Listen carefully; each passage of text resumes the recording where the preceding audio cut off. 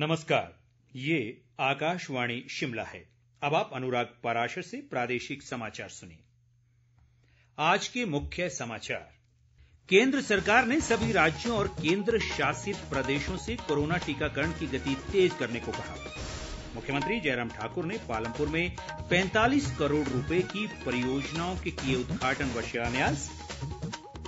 पंचायती राज मंत्री वीरेंद्र कंवर ने कहा, प्रदेश की नई बनी पंचायतों को भवन उपलब्ध करवाना सरकार की प्राथमिकता और प्रदेश में करीब 56,400 लोग कोरोना संक्रमण से पूरी तरह हुए स्वस्थ। सक्रिय मामलों में गिरावट जारी।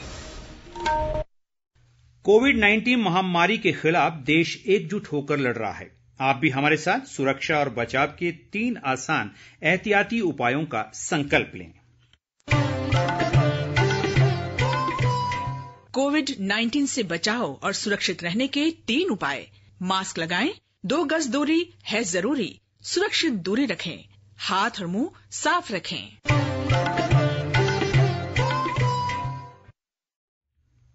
अब समाचार विस्तार से। केंद्र सरकार ने राज्यों और केंद्र शासित प्रदेशों से कोरोना टीकाकरण की गति तेज करने को कहा है। राज्यों के स्वास्थ्य मंत्रियों और राष्ट्रीय स्वास्थ्य मिशन के प्रबंध निदेशकों से चर्चा के दौरान स्वास्थ्य सचिव राजेश भूषण ने टीकाकरण का दायरा बढ़ाने की आवश्यकता पर बल दिया। उन्होंने कहा कि प्रत्येक सत्र में टीके लेने वालों की औसत संख्या बढ़ाई जानी चाहिए। राज्यों के स्वास्थ्य सचिवों से कहा गया है कि वे टीकाकरण की दैनिक गति का विश्लेषण करें और इस गति को बढ़ाने के लिए आवश्यक कदम उठाएं। राज्यों को सलाह दी गई है कि वे कोविन प्लेटफॉर्म पर पंजीकृत सभी लोगों का टीकाकरण सुनिश्चित करें। मुख्यमंत्री जयराम ठाकुर ने आज पालमपुर क्षेत्र में करीब 45 करोड़ रुपए की विकास परियोजनाओं के उद्घाटन व शिलान्यास किए। इनमें 39 करोड़ 72 लाख रुपए की परियोजनाओं की आधारशिला, जबकि 5 करोड़ 94 लाख रुपए की परियोजनाओं के लोकार्पण शामिल हैं। पालमपुर में एक जनसभा में उन्होंने कहा कि राज्य सरकार प्रदेश के शहरी क्षेत्रों के व्यवस्थित और योजनाबद्ध विकास के लिए प्रतिबद्ध है। उन्होंने कहा कि शहरों के साथ साथ ग्रामीण क्षेत्रों के बेहतर विकास के लिए राज्य सरकार ने 15 वर्षों के लंबे अंतराल के बाद नई पंचायतों का गठन किया है। मुख्यमंत्री ने बताया कि प्रदेश में हाल ही में 102 पंचायतें निर्विरोध चुनी गई हैं, जिनमें अधिकतर नवगठित पंचायतें हैं। उन्होंने पालमपुर के मिनी सचिवालय परिसर में डॉक्टर भीमराव अंबेडकर की प्रतिमा की स्थापना की घोषणा की। विधानसभा अध्यक्ष विपिन सिंह परमार, उद्योग मंत्री विक्रम सिंह और वूल फेडरेशन के अध्यक्ष त्रिलोक कपूर भी इस दौरान मौजूद रहे।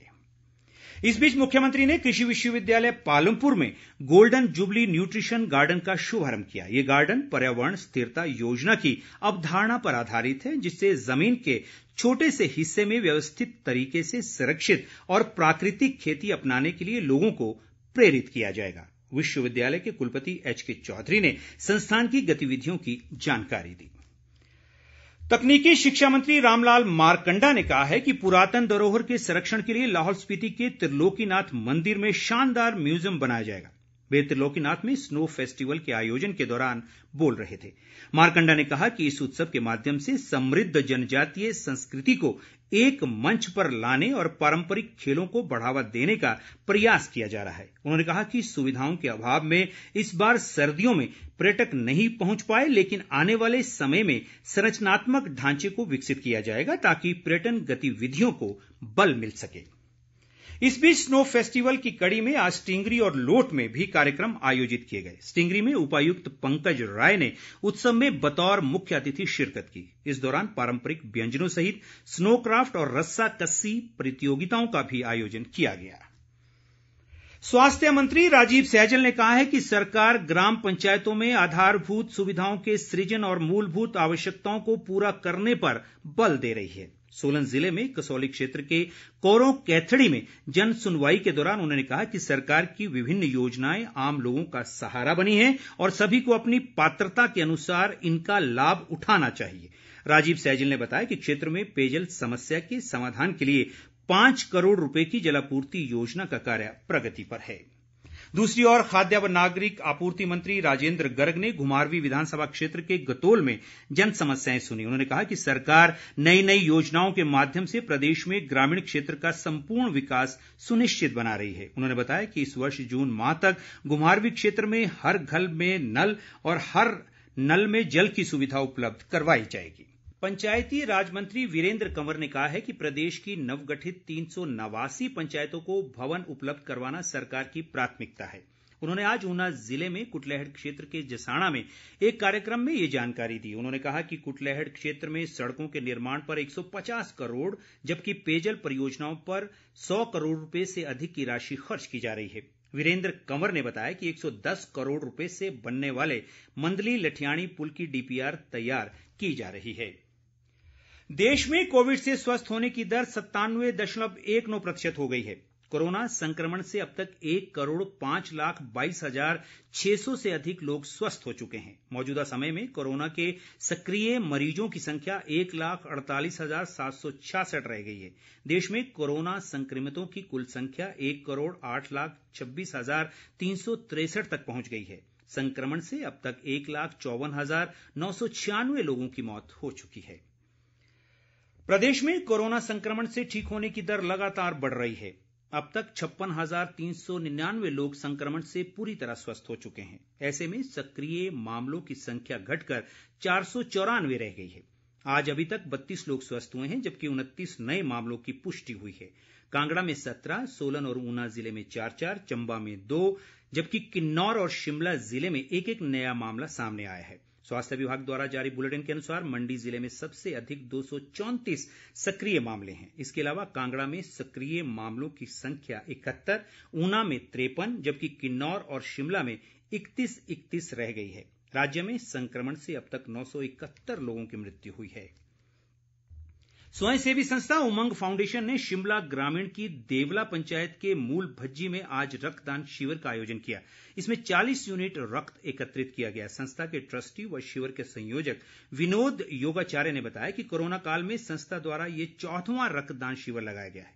ब्लड बैंक अधिकारी डॉक्टर अपूर्वा ने बताया कि इस शिविर से आईजीएमसी शिमला में रक्त की कमी दूर करने में मदद मिलेगी।